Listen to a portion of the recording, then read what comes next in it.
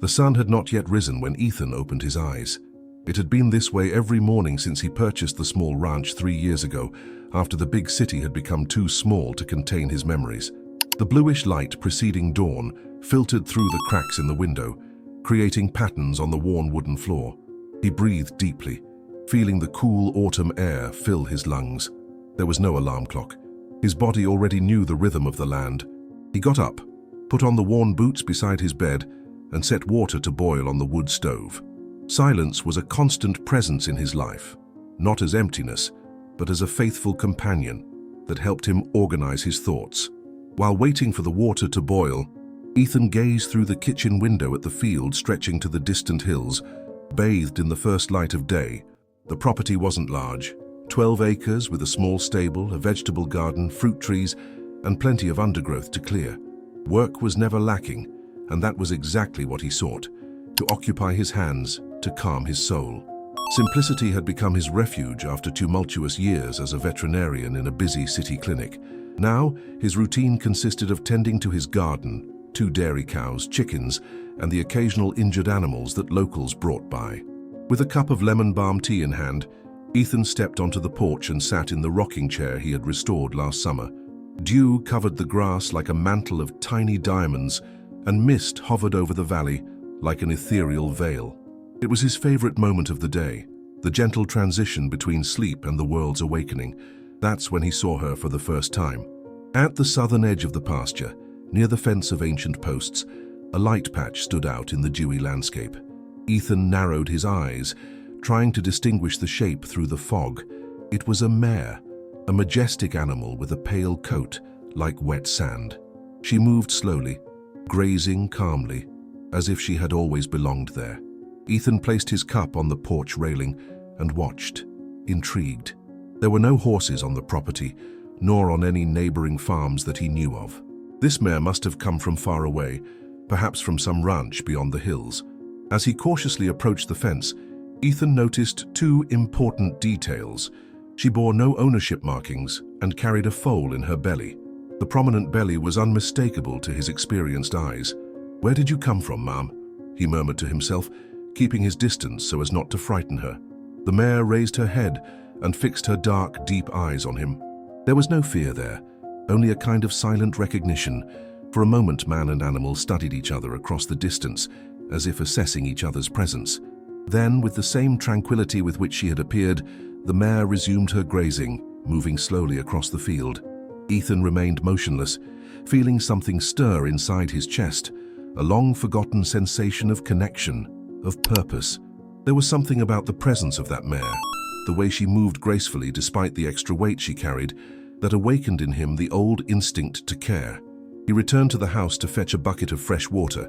When he came back to the fence, he placed it outside along with a handful of oats he kept for the chickens. He made no move to approach further. He just stepped back a few paces and waited. The mare watched from a distance, her ears attentive and alert. After a few minutes of contemplation, she approached with careful steps, drank the water and ate some of the oats. Before moving away again to the field, she looked at Ethan as if silently thanking him for his kindness. That night, as Ethan wrote in his journal the events of the day, as he had religiously done since moving to the countryside, he dedicated an entire page to the unexpected visitor.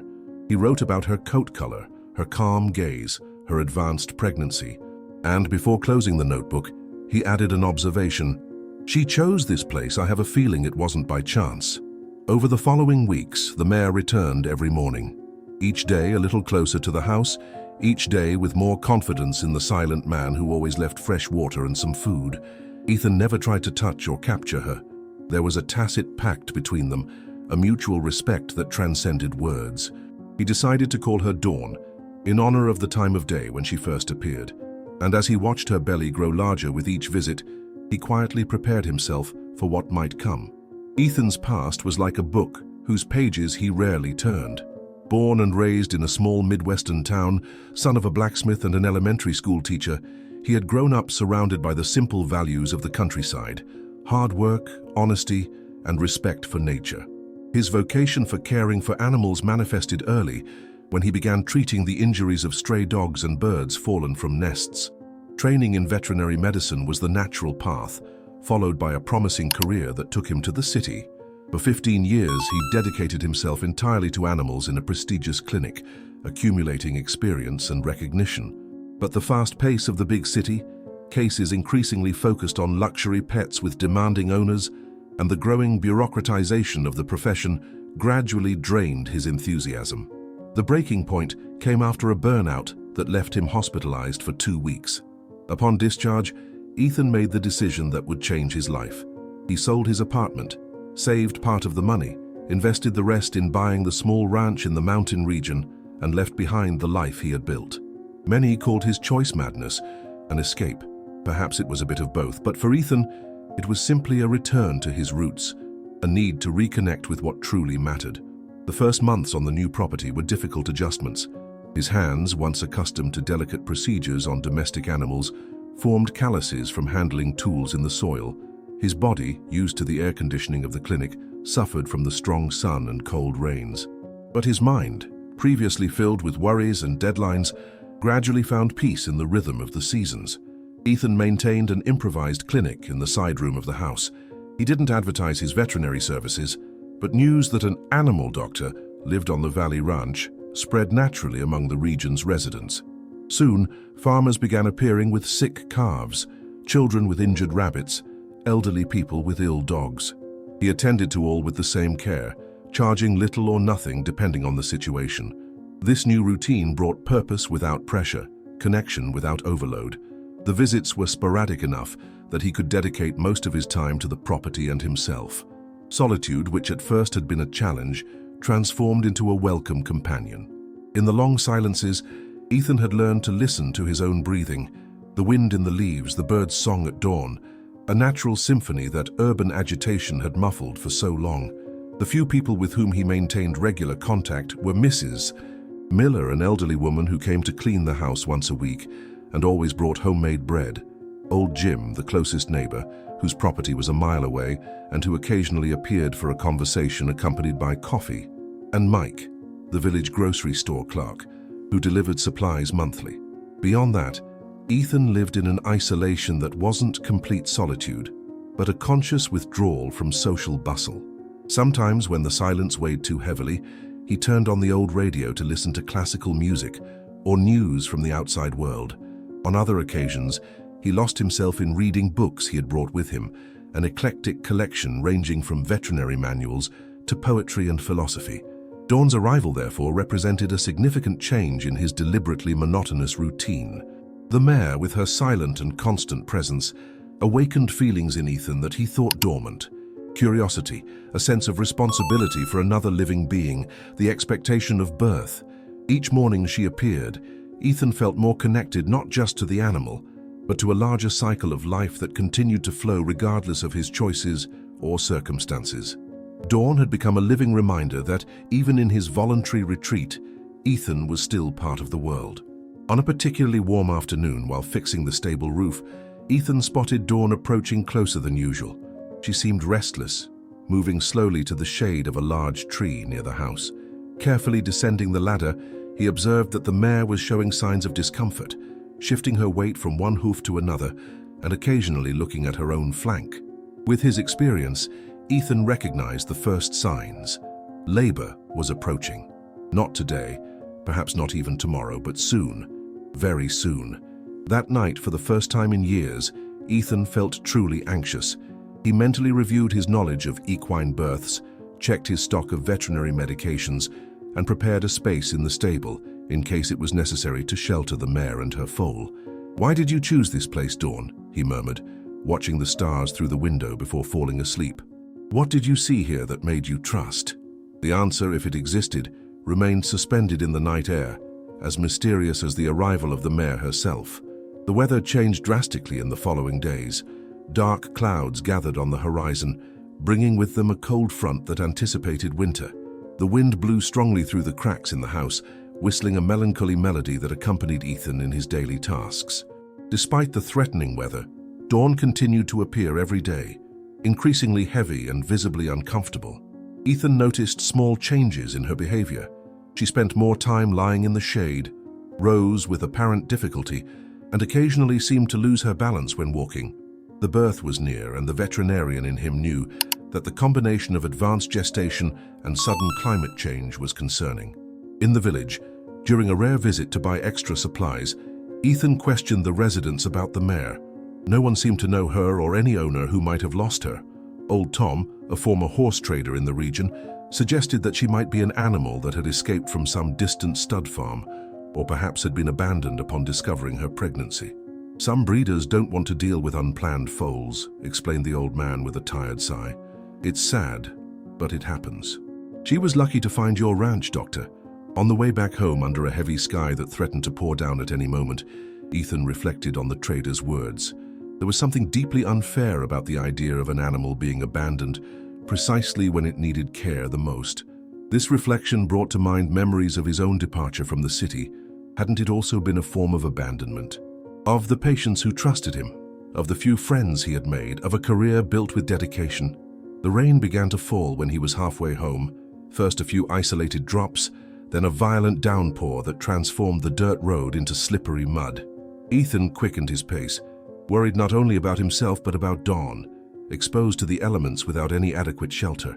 Upon arriving home, soaked to the bone, he immediately looked for the mare.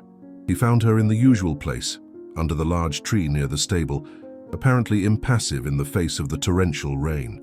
Ethan approached slowly, speaking in a low, calm voice. "Come on, Dawn. You shouldn't be in the rain. I have a dry place for you." To his surprise, when he opened the stable door, the mare followed him without hesitation, as if she perfectly understood his intentions. It was the first time she had voluntarily entered a human structure since she had appeared.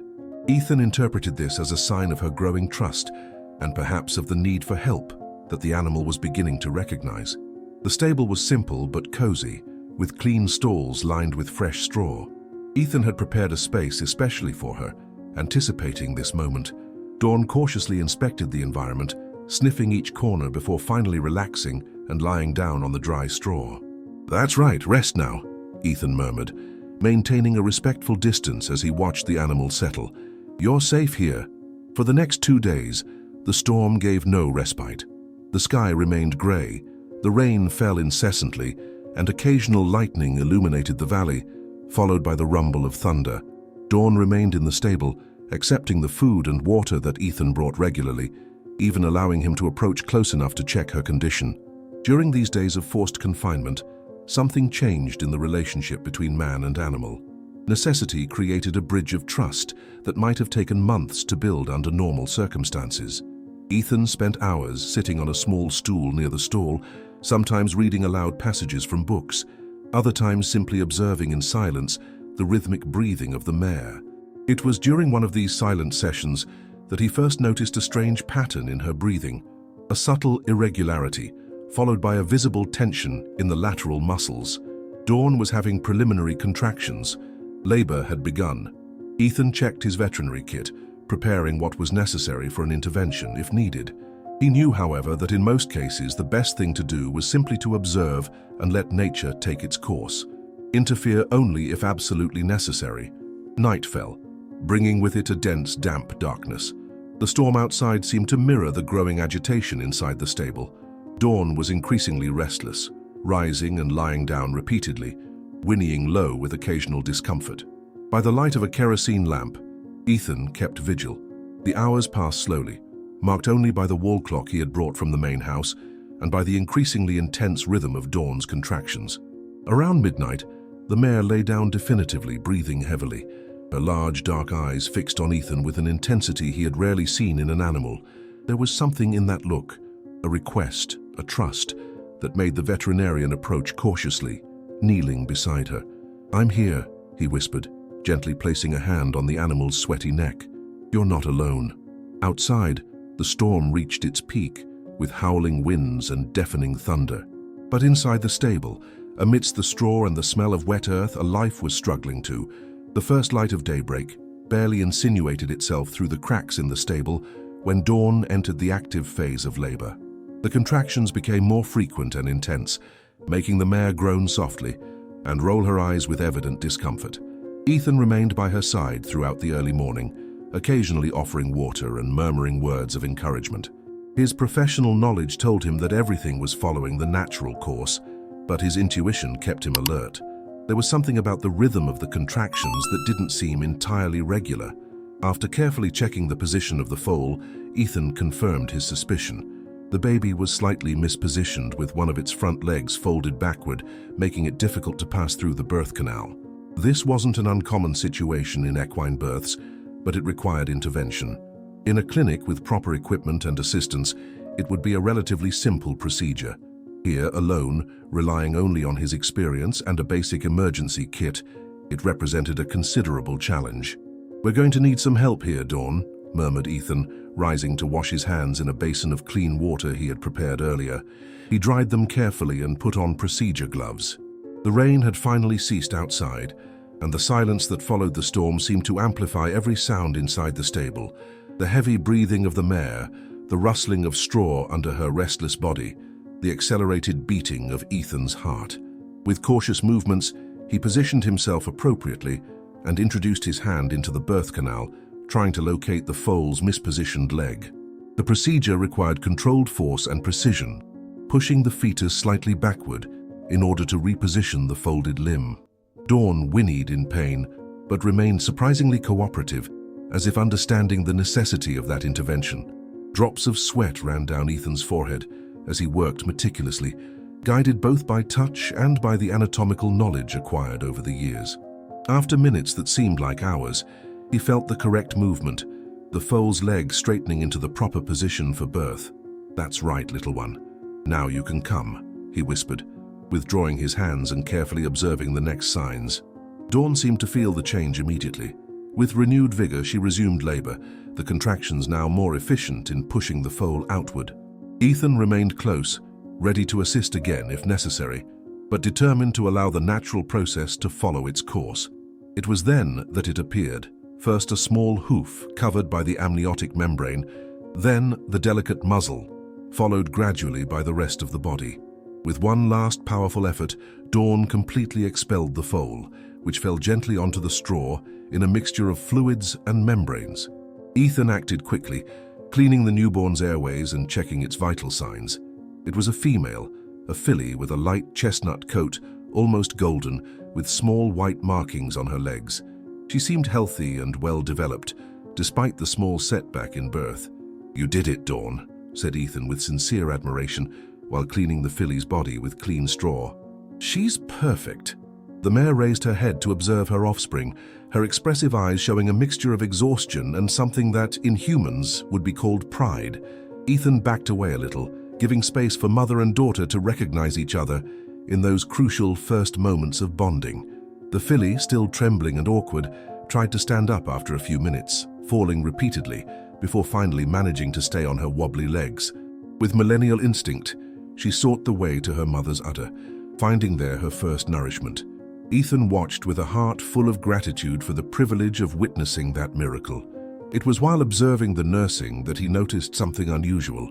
Dawn seemed restless again, her breathing becoming elaborate and rapid once more. Knowing the natural process, Ethan expected the expulsion of the placenta, but what he saw left him momentarily without reaction. New contractions, more intense, were beginning. "It can't be," he murmured, cautiously approaching to examine the mare. But it was. To his complete surprise, Dawn was having a second foal. Twin horses were extremely rare. They occurred in less than 1% of births, and when they happened, frequently resulted in complications. Ethan felt a mixture of admiration and growing concern as he prepared to help in the birth of the second offspring. This birth was faster, perhaps because the path had already been prepared by the first birth. In a few minutes, a second foal emerged. This time, a male smaller than his sister, with a coat black as coal and without any markings. Unlike the vigorous filly, this one showed signs of respiratory distress. Ethan didn't hesitate. With precise movements, he cleaned the newborn's nostrils, massaged his chest and gently blew into his nostrils, stimulating the respiratory reflex. For an anguishing moment, the foal remained motionless. Then, as if responding to a silent call, he trembled slightly and took his first complete breath, followed by a weak but determined whinny. "Welcome to the world, warrior," whispered Ethan, relieved. "You gave us a scare." Dawn, exhausted but alert, watched attentively as the second foal was being cleaned and cared for. When Ethan placed him close to her, the mare immediately began to lick the little one, stimulating his circulation and helping him gain strength. The sun was already high when the placenta was finally expelled, completing the birth process. Ethan checked it carefully, ensuring it was complete and without signs of abnormality.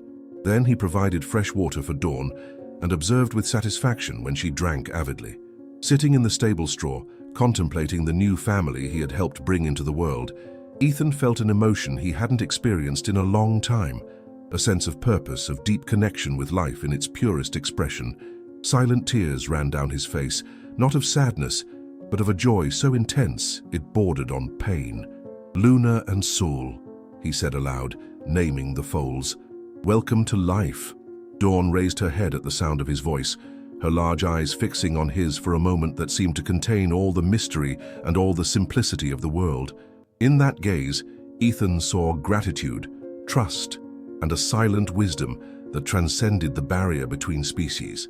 Outside the stable, the world awakened after the storm. The sky opened into an intense blue. Birds resumed their interrupted songs, and the air had that special quality of freshness and renewal that only exists after rain. It was as if all of nature was celebrating the births that had occurred during that extraordinary dawn. The following weeks were a period of adaptation and discoveries. Ethan completely reorganized his routine to accommodate the needs of the small equine family. The stable, previously used mainly for storage, transformed into a comfortable home for Dawn and her offspring, with ample space for movement and access to the small adjacent pasture when the weather allowed. The foals grew rapidly, each developing distinct characteristics that fascinated Ethan. Luna, the female with the golden coat, was curious and adventurous, often exploring the permitted limits under her mother's watchful eye.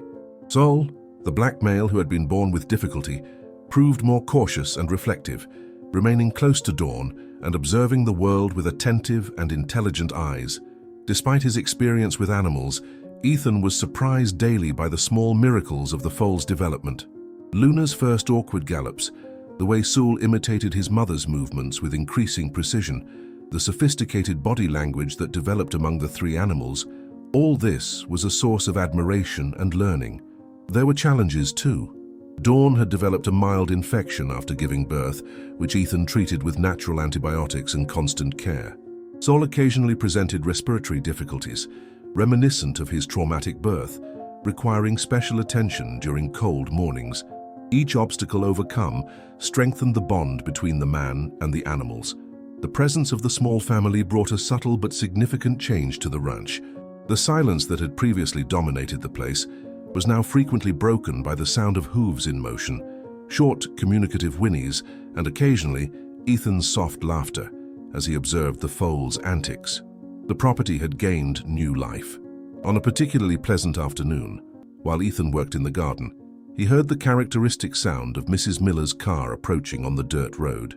The 60-year-old woman, who came weekly to help clean the house, was one of the few people with whom he maintained regular contact. "Good heavens, you didn't tell me you had horses!" she exclaimed as she got out of the car and spotted Dawn and the foals grazing peacefully near the house. Ethan smiled, removing his gardening gloves and walking to meet the lady. "It's a long story, Mrs. Miller. They arrived in an unexpected way." While preparing coffee in the kitchen, Ethan narrated the story of Dawn, her mysterious appearance, the gradual building of trust, the dramatic birth during the storm. Mrs. Miller listened with growing attention, occasionally making the sign of the cross when he mentioned the most tense moments. "This is no coincidence, Mr. Ethan," she said with the simple wisdom of those who have lived long. "That mare sought you out. Animals know who can help them when they need it." "Maybe," he replied, thoughtful, "or maybe it was just luck. She found a safe place when she needed it most." Mrs. Miller shook her head, her dark eyes shining with conviction. "You were too alone. Solitude is a good companion to a point, then it becomes a heavy burden. Dawn brought a new purpose, didn't she? I see the difference in you. You're more alive." The lady's direct words hit Ethan with unexpected force. He hadn't noticed the transformation in himself, but now confronted with this observation, he couldn't deny it. The arrival of Dawn and her foals had indeed awakened something in him that had been dormant for too long, a capacity for care, for connection, for joy that went beyond mere existence. "You might be right," he admitted, pouring more coffee for both of them. "I think we've helped each other." Mrs. Miller nodded, satisfied with the acknowledgement. Before leaving, she approached the fence where the horses were grazing and observed them with obvious delight. "God always finds a way to send what we need, even when we don't know we need it," she said softly. "These animals are a blessing, Mr. Ethan. Take good care of them." "I will," he promised, watching the elderly woman drive away on the winding dirt road.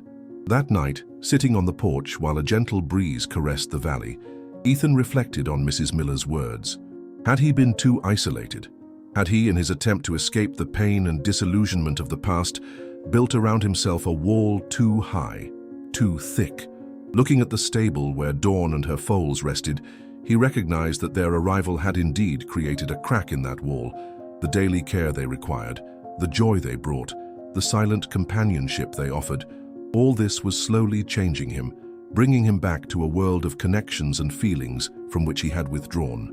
As summer approached, bringing warmer days and nights filled with cricket songs, Ethan expanded the horses' living area, building a small outdoor corral where Luna and Saul could exercise safely. He spent hours watching them grow, documenting their development with the precision of a scientist and the wonder of a child discovering the world. Local children began to appear at the property, first timidly, then with increasing frequency, eager to see the rare twin foals. Ethan, initially reluctant to receive visitors, gradually opened up, allowing supervised interactions between the children and the animals. The delight in the young faces when Luna nudged their hands gently, or when Saul allowed them to stroke his shiny coat, was a reward in itself. One evening, after a particularly busy day with visitors, Ethan sat on a stool in the stable, brushing Dawn's coat while the foals dozed nearby. The mare seemed content, leaning slightly into his touch in a gesture of trust that still amazed him. "You've changed everything, you know," he said softly, more to himself than to her. "I came here looking for silence, and you brought me sounds I didn't know I missed." Dawn turned her head toward him, her large eyes reflecting the dim light of the lantern. In that moment, Ethan felt understood in a profound way that transcended language. This animal, who had appeared from nowhere carrying new life, had somehow seen something in him worth trusting, a capacity for care he had almost forgotten in himself. As he continued brushing her coat in long, gentle strokes, Ethan made a silent promise to honor that trust, to be worthy of the gift that fate, or whatever mysterious force governed the universe, had placed in his path. The peaceful summer days had established a comforting routine at Ethan's ranch. Each morning began with caring for Dawn and the twins, followed by work in the garden, maintenance around the property, and occasional visits from the village children who had grown fond of the horses. The wounds of the past seemed to be healing slowly, like the wildflowers that had begun to bloom along the fence posts where Ethan had scattered seeds in spring.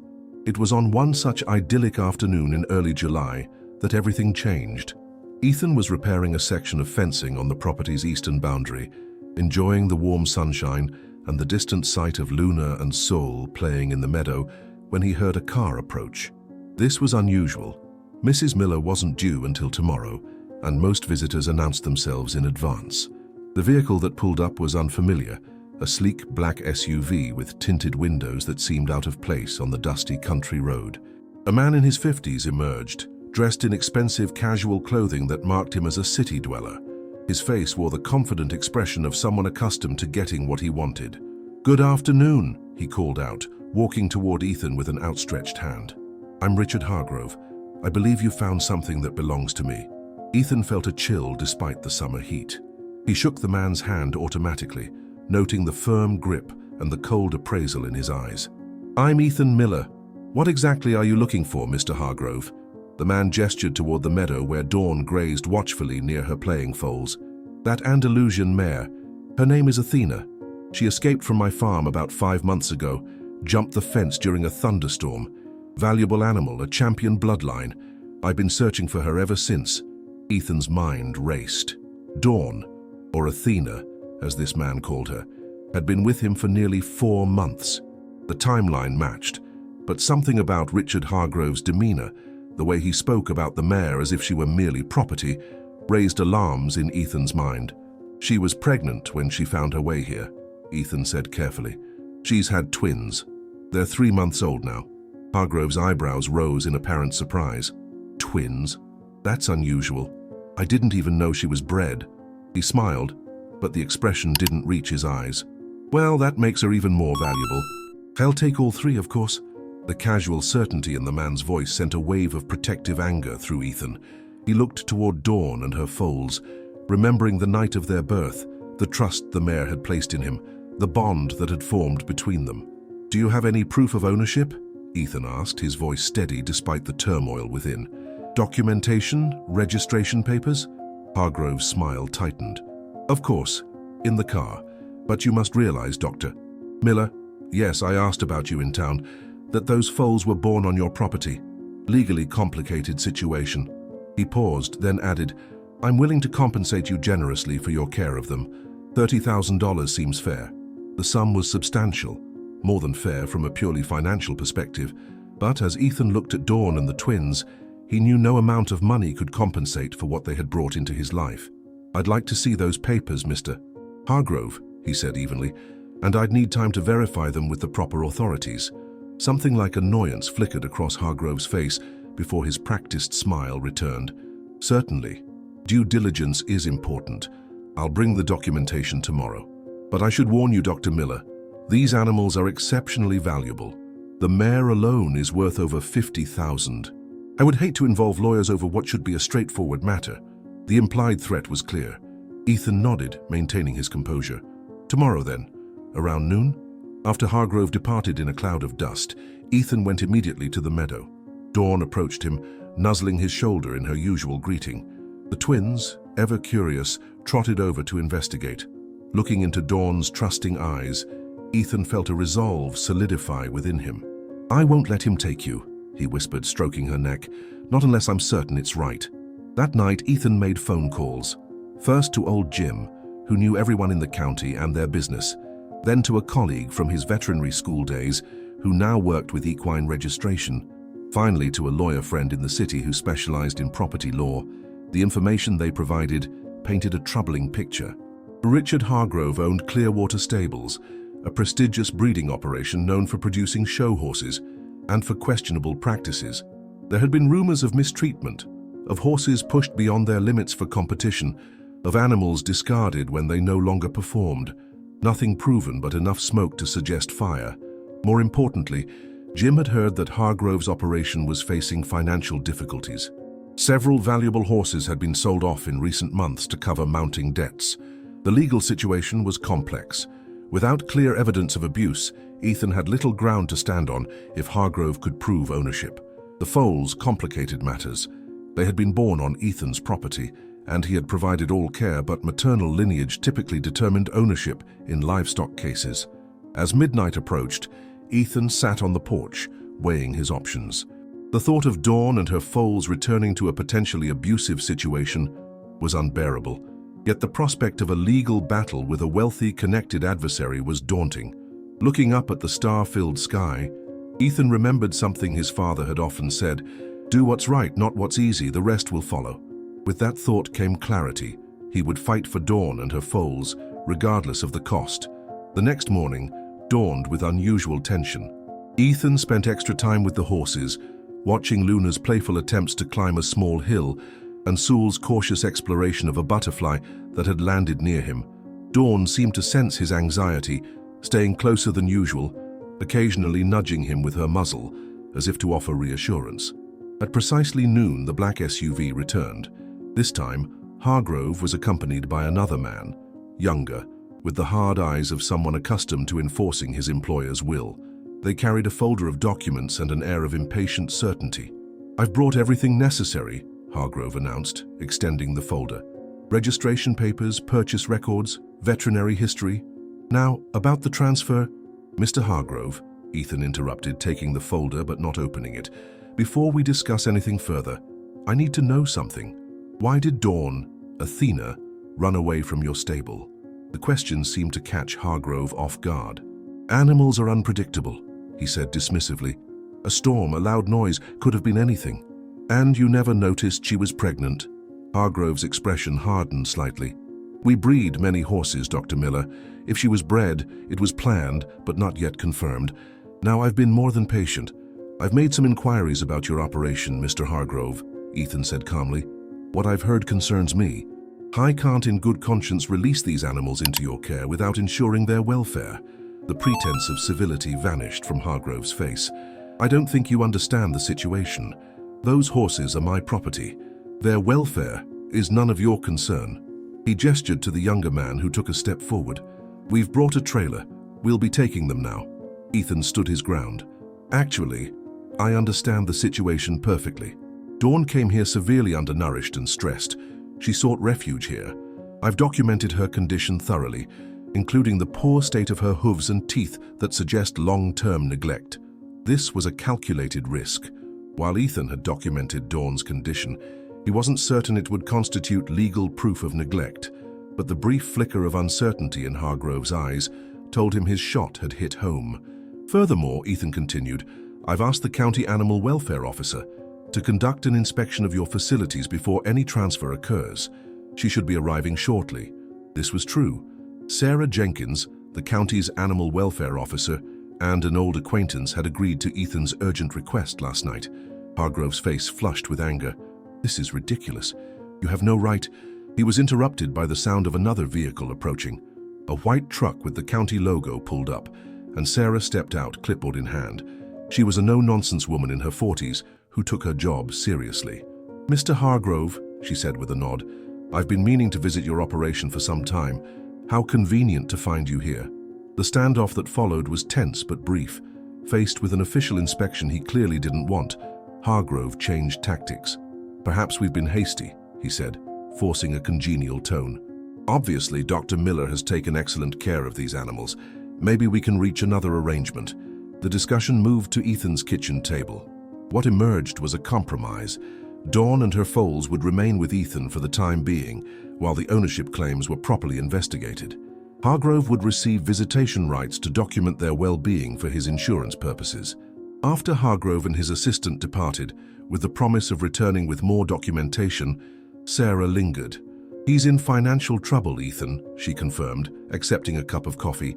"Clearwater Stables is mortgaged to the hilt. Word is, he's selling off assets to stay afloat." "Then why fight so hard for these three?" Ethan wondered. "The twins," Sarah said simply. "Twin foals that survive are exceptionally rare. If they're healthy, they could be worth a small fortune to a breeder, especially with their mother's bloodline." After Sarah left, Ethan went to the meadow where Dawn and the twins grazed peacefully, unaware of the storm that had just passed, and the one potentially still brewing. The legal battle wasn't over, but he had won the first skirmish. As the sun began to set, casting long shadows across the land, Ethan sat in the grass watching the three horses. Luna had fallen asleep standing beside her mother, while Sewell cautiously approached Ethan, finally allowing himself to be petted. "We'll figure this out," Ethan promised them softly, "whatever it takes." The weeks following Hargrove's visit passed in a strange limbo. True to his word, the man returned with more documentation and an appraiser who examined Dawn and the twins with clinical efficiency. Ethan was present for every visit, watchful and protective. Dawn, sensing the tension, became skittish around strangers, always positioning herself between the visitors and her foals. The legal proceedings dragged on. Hargrove had indeed filed a formal claim, but Ethan's documentation of Dawn's condition upon arrival and the subsequent birth of the twins created enough complications to slow the process. His lawyer friend, Angela, had taken the case pro bono, intrigued by the ethical questions involved. "It's not just about property rights," she explained during one of her visits to the ranch. "It's about animal welfare and the growing recognition that animals aren't merely possessions. This case could set an interesting precedent." Meanwhile, life on the ranch continued. Luna and Sewell grew stronger and more distinct in their personalities with each passing day. Luna had become bold and adventurous, often leading her more cautious brother into explorations of the pasture. Sewell, though physically smaller, displayed an unusual intelligence, quickly learning commands and responding to Ethan's voice with remarkable attentiveness. The visits from local children continued, creating a strange contrast to the legal tension. Ethan found peace in these moments, watching the innocent joy of the children as they interacted with the horses. One little girl in particular, Emma, the 7-year-old daughter of the local school teacher, had formed a special bond with the shy Saul. To everyone's surprise, the normally reserved colt would trot over whenever she visited, gently nuzzling her shoulder in greeting. "He knows," Emma declared with the certainty only a child can possess. "He knows I had surgery too, just like he had trouble being born." The statement, delivered casually as she stroked Saul's shiny coat, stunned Ethan. Upon speaking with Emma's mother, he learned that the child had undergone heart surgery as an infant, a fact he hadn't known. "Animals sense these things," Mrs. Cooper explained, watching her daughter with Saul. "They recognize kindred spirits." This observation gave Ethan an idea. He began inviting more children with special needs to visit the ranch. The village doctor, who had become a friend, referred families with children facing various challenges: physical disabilities, emotional trauma, developmental delays. The response was remarkable. Saul, especially, showed an almost uncanny ability to adjust his behavior to each child's needs, remaining perfectly still for a wheelchair-bound boy, or gently playful with a normally withdrawn girl. Word spread. A local newspaper ran a story about the healing horses of Miller Ranch. With the publicity came interest from a therapeutic riding program based in the nearest city. They approached Ethan about a partnership, offering resources and trained staff in exchange for the opportunity to work with Saul and Luna. The proposal was tempting. Ethan had witnessed firsthand the positive impact the horses had on visitors, and a structured program could help many more children. But there was one major obstacle: the ongoing ownership dispute with Hargrove. It was Sarah Jenkins who suggested a solution. "What about a conservation easement?" she proposed during a visit in late August. "You could designate the property as a therapeutic ranch. It wouldn't resolve the ownership issue directly, but it would ensure the horses remain here and are used for healing purposes, regardless of who technically owns them." The idea was brilliant in its simplicity.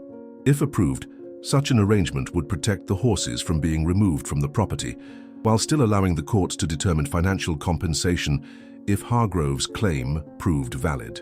Angela confirmed it was legally sound. Hargrove could still fight it, but it puts you in a stronger position.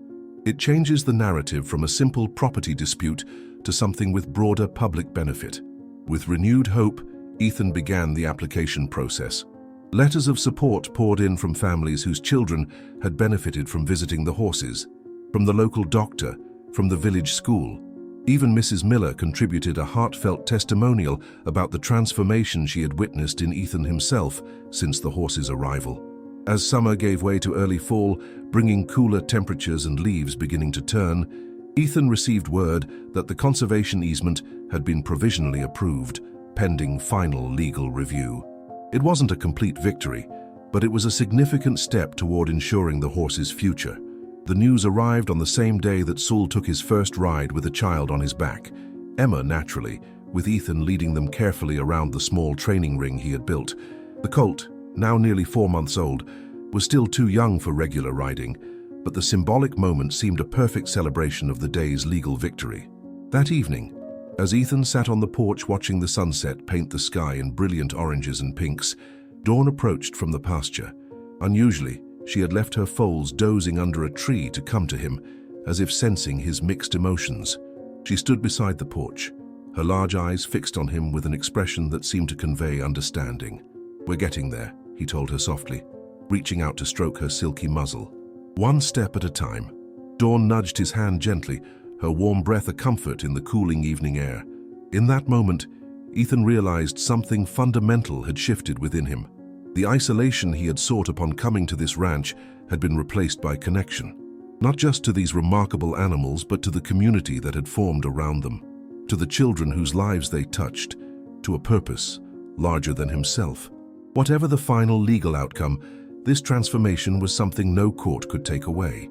The maple trees lining the driveway to Ethan's ranch had turned brilliant scarlet when the final resolution came. It arrived not with the dramatic confrontation Ethan had feared, but with a simple letter delivered by Angela on a crisp October morning.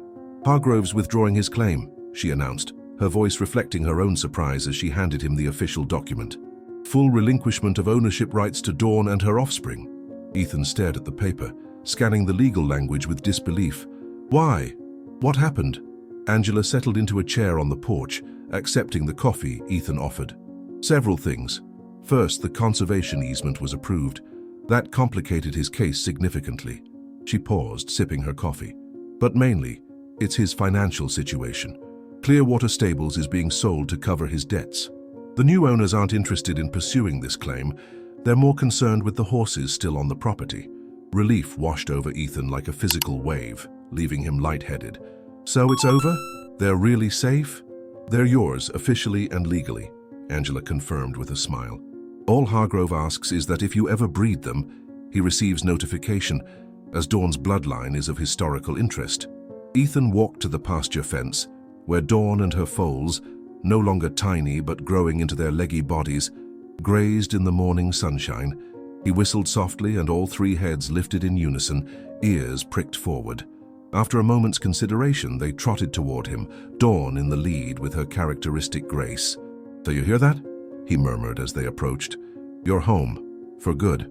That afternoon, Ethan called everyone who had supported him through the ordeal: Sarah Jenkins, old Jim, the families of the children who visited regularly, the therapeutic riding program director.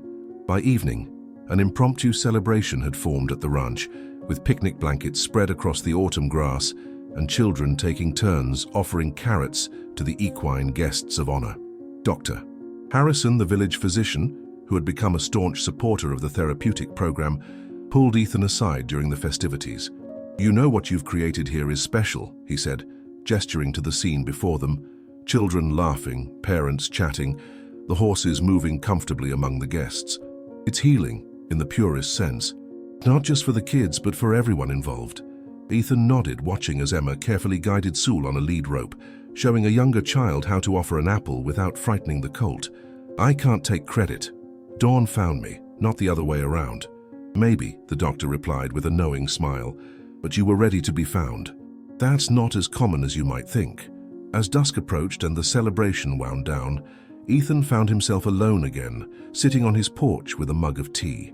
The property was quieter now, but it felt different from the silence he had sought when he first arrived. This silence was rich with possibilities, with plans, with the echo of laughter, and the promise of tomorrow's visitors. From his vantage point, he could see Dawn and her foals in the pasture, silhouetted against the sunset. Luna was practicing her gallop, circling her more sedate brother with exuberant energy. Sewell, ever the thoughtful one, observed his sister's antics while staying close to Dawn's side. They were no longer the vulnerable newborns of that stormy night, but growing into their own unique beings. Ethan's gaze drifted to the small sign that now stood at the entrance to his property: Dawn's Haven, Equine Therapy Ranch. The official partnership with the therapeutic riding program would begin next month, bringing trained instructors and more children who could benefit from interaction with these special horses. His old veterinary clinic room had been transformed into an education center, with information about horse care and the particular benefits of equine therapy. The stable had been expanded to accommodate 2 rescue horses that would be arriving next week, older animals with gentle temperaments who needed a safe place for their retirement years. Life had come full circle. Ethan had come to this place seeking escape, seeking the absence of connection. What he had found instead was its essence, in the trust of a pregnant mare, in the miracle of birth, in the healing power of these animals, and in his own capacity to care again. As the first stars appeared in the deepening blue sky, Ethan made his way to the pasture for the evening check. Dawn approached immediately, her warm muzzle finding his palm in a greeting that had become their ritual. Luna and Sewell followed, no longer shy but comfortable in his presence. "Thank you," he whispered to Dawn, wrapping an arm around her neck in a gentle embrace. Her large, intelligent eyes met his, reflecting the last light of day.